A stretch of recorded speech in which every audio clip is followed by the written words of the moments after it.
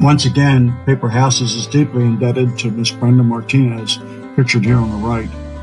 She's a volunteer for Paper Houses. She's helped us for at least a half dozen years, walking the streets, delivering groceries and food. And this month, not just to little kids like Alexis and his family, she also made the rounds and stopped at several of the shelters to deliver some small gifts from us. Thank you, Miss Brenda.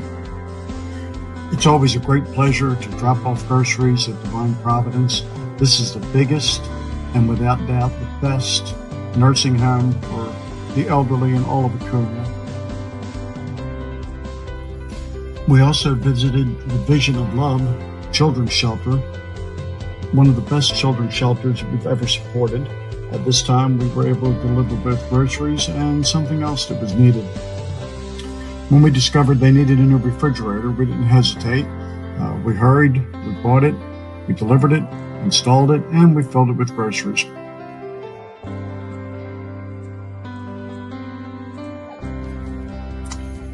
This is not an ordinary shelter by any measure. It's a shelter for the homeless with psychological problems. Many of these people were living under bridges, living in alleys. These are the people that mumble, talk to themselves, and that most of us cross the street in order to avoid them. This shelter is a relatively new shelter. We're very proud to be a sponsor, and it's always a pleasure to drop off some additional groceries and some cash that's very, very needed. These are some of the items we dropped off, and of course that's Brenda.